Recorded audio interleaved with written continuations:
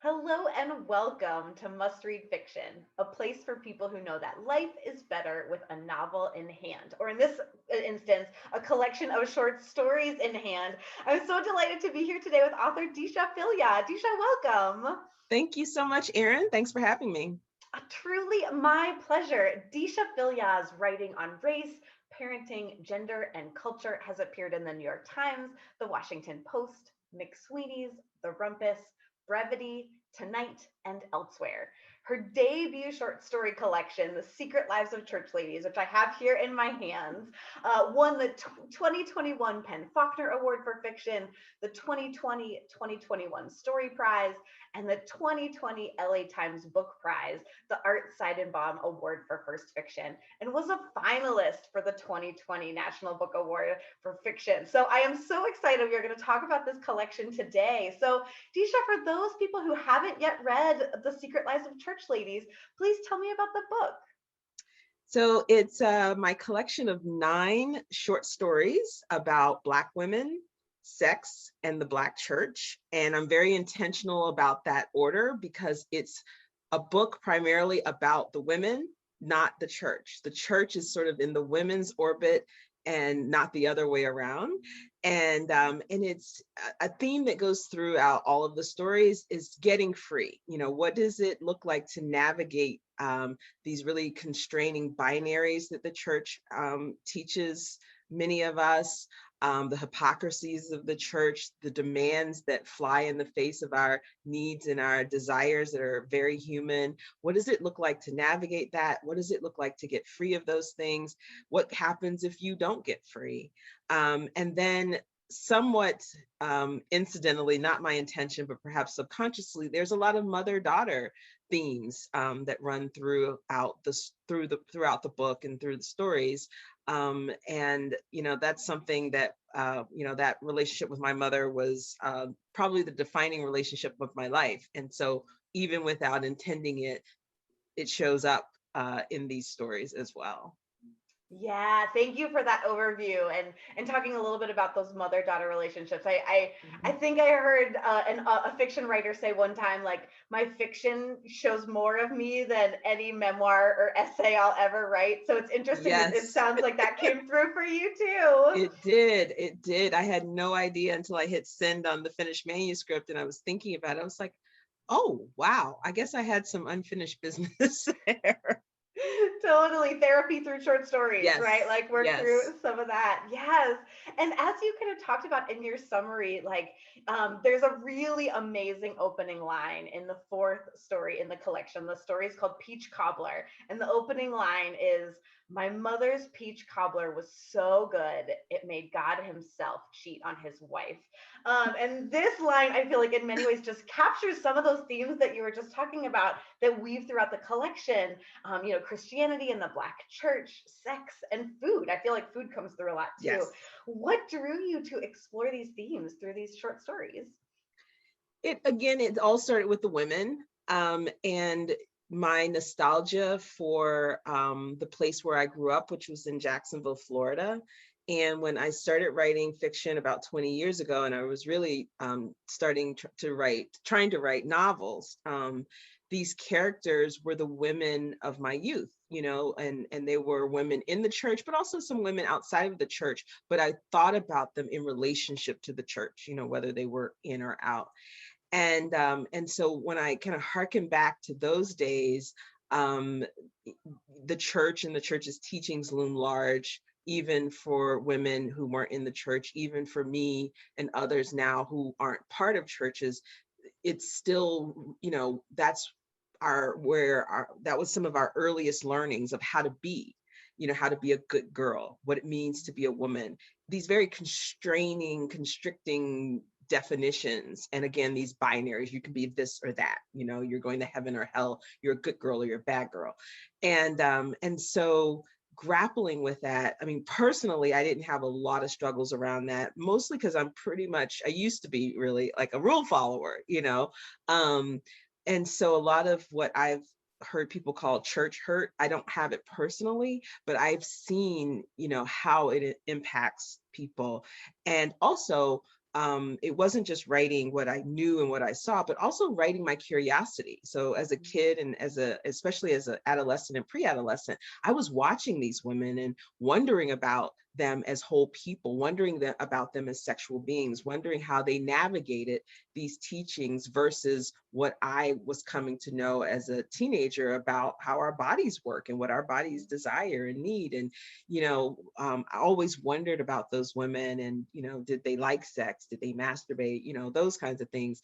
And I took that into my adulthood. And so in my imagination, those are the kinds of things I wanted to explore, these women as fully realized human beings and the things that they might grapple with and sort of imagining what their lives were like. So that was a big part of it. And my food played such a huge role in my life that there is no way that, I'm just going to say, even just, I don't know that there's a Southern book that doesn't have food somewhere in there, because it's family, it's community, it's love. It's at the heart of everything that we do. And so many of my memories of growing up are these women and food.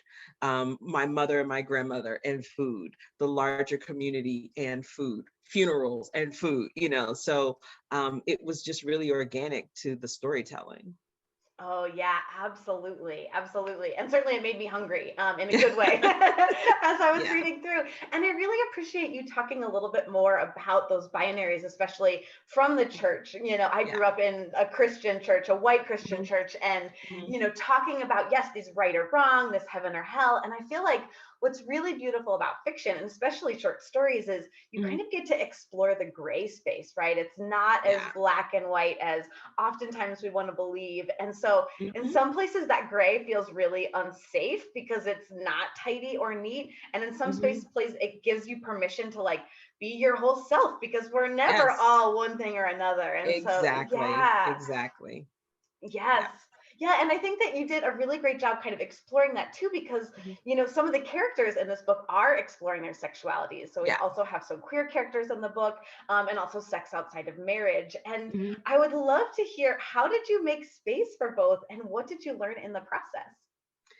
So again, it was organic. I don't know how you can write about the church, and the Black church in particular, without writing about sex, because the church is obsessed with sex, especially controlling people's sexuality, controlling women's sexuality in particular, in the case of my stories, but tying people's fate to their sex lives, deciding that certain types of sex is sinful, and dooming people to hell because of who they love and who they have sex with.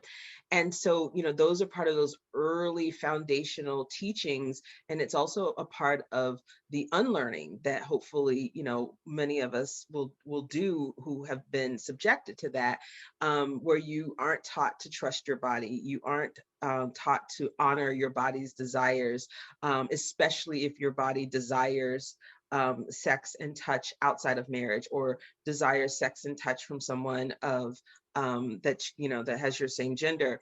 And and so that those points of conflict, that's what makes a story. And so the church is always at odds around sex, because they've spent so much time teaching us, what's wrong and what not to do, and it flies in the face of humanity and human desire and human experience. So that's this just really rich place of exploration, when you tell people don't and you can't and you're doomed and all of these things, and people are trying to live their lives despite that. So I think it's just such a critical question, and struggle that we can thank the church for, and so interesting things can happen in those places where people are grappling with that. So I was, drawn to that. And it is as organic as the food coming up, that um questions about who's in the church and who's out of the church usually had something to do about whether or not they were being pure or chaste or following the rules around sexuality. And then how did people feel about themselves, or feel about their mothers or their daughters or whomever, who may or may not have been following those rules. And what if you decide you're not going to follow those rules anymore, but then you have a mother who has these expectations of you? How do you remain in relationship with your mother? What if instead of the shame and the guilt and the fear that the church teaches so many of us to lead with when it comes to sex and violating what the church believes are the rules, what if instead of feeling those things, you felt unashamed and you felt bold? I'm thinking of my story, Instructions for Married Christian Husbands. What if you disrupt this narrative that talks about being on the margins and being in the shadows because what you're doing is sinful? And what if instead you're in the center as the quote unquote center and you make the rules? What does that look like? What does that person sound like? How would she engage with men? How does she engage the world and the world's expectations of her? Oh, absolutely. And I'm so grateful you mentioned that story, Mhm. Instructions for Married Christian Husbands, because there's this fantastic line in that story that says, "You can't save me because I'm not in peril." And I Yeah. loved both that line and kind of as you talked about too, that a lot of these stories are about these characters getting free, these women getting Mhm. free. And some of that is kind of shedding these rules or figuring out what Yeah. rules work for you and what rules don't. And so that story was great because you're right. It's like the set of rules that she's Mhm. setting out and saying, hey, it's Yeah. good. And then there's that great line, which also then to me echoed the epigraph of the book, which Yes. came from Ansel Elkham's poem, Autobiography of Eve. And it says, Mhm.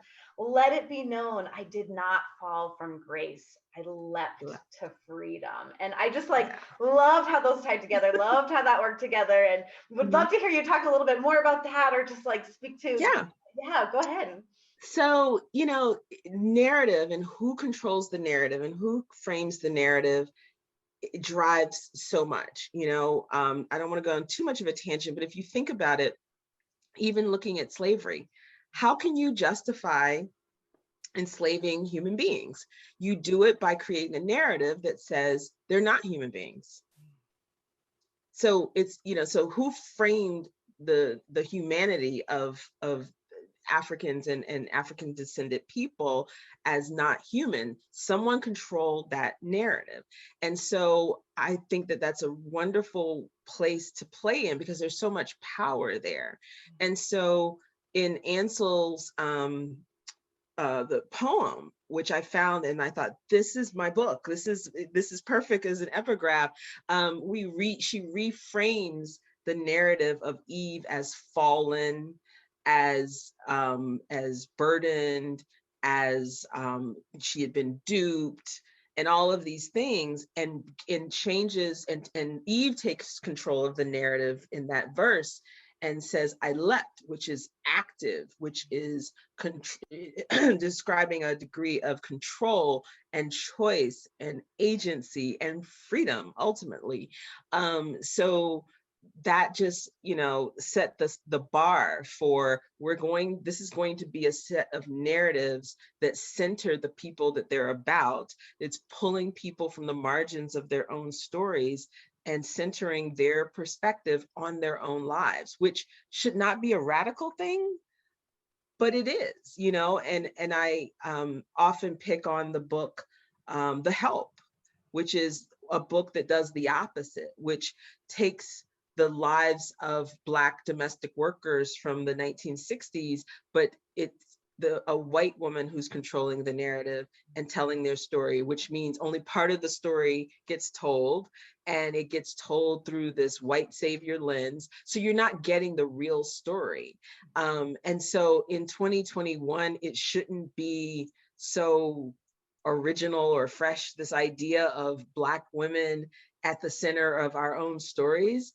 But we don't, excuse me, we don't have nearly enough of that. And we can't take for granted that when we hear the stories of Black women, it's going to be for us, by us, and our gaze only. And that was really important to me, that the only gaze in these stories be ours. And that's a whole different kind of storytelling when that is the case.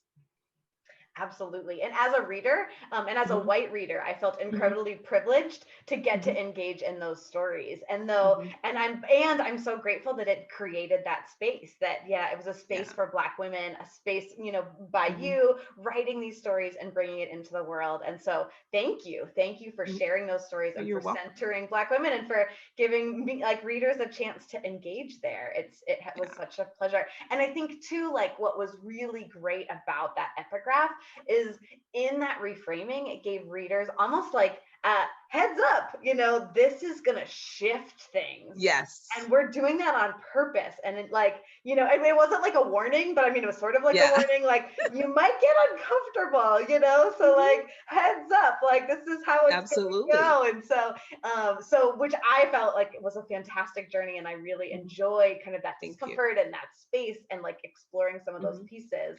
Yeah. And yes, and it was a journey for sure. So thank Yeah. you. And it's important, I think, for people who aren't at the margins to read literature and to consume media where they're not centered. The same is true of men. And, vis-a-vis my stories and my friend Damon Young, who was one of the first people to do interviews like this with me.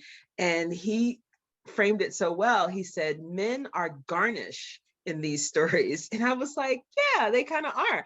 And I think it's important for men to read stories where they're not in the center. I think it's important for white people to read stories where they're not in the center.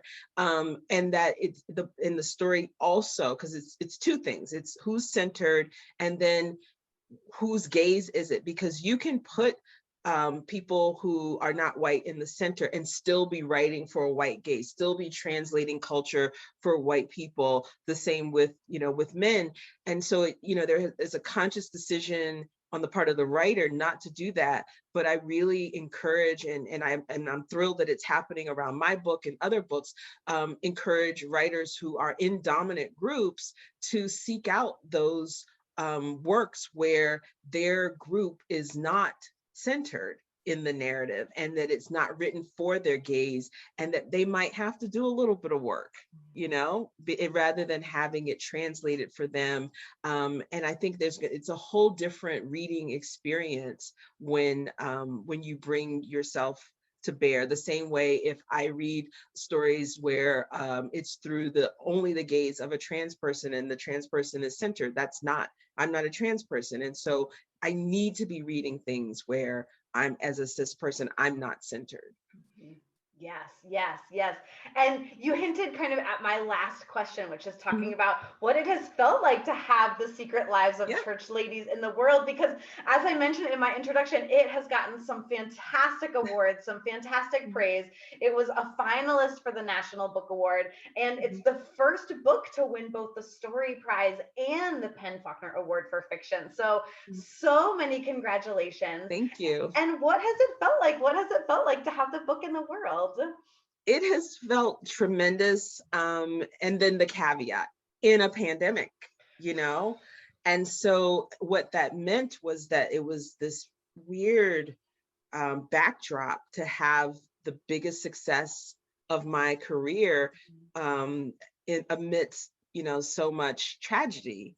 At the same time, it meant that the book could also be a bright light, one of the few bright lights that I had and that many of us had. And I appreciate having heard that from readers, that it was one of the times where they could laugh in the midst of a pandemic and be distracted from what's going on, but also feel seen and heard at a particularly difficult time, not just in the pandemic, but socially, and in terms of the racial reckoning that was supposed to happen in this country that did not happen. And so the timing was important in that regard. Also, I was determined for this book to be in the world no matter what. So I'm glad it found a home. I'm glad it found a publisher at West Virginia University Press. But I was determined to publish this book myself if I had to. And that has really been my goal for 20 years, is that I wanted to write a book of fiction. Initially, it was a novel, and tell my stories, because I love being a storyteller more than anything. I don't want to do anything else. And And I did want this book in the world. And so it came to fruition. That was absolutely a dream come true. And then to have it receive the acclaim from readers, just hearing from readers who talked about what it meant to them has meant the world to me. And then the awards, truly beyond my wildest dreams.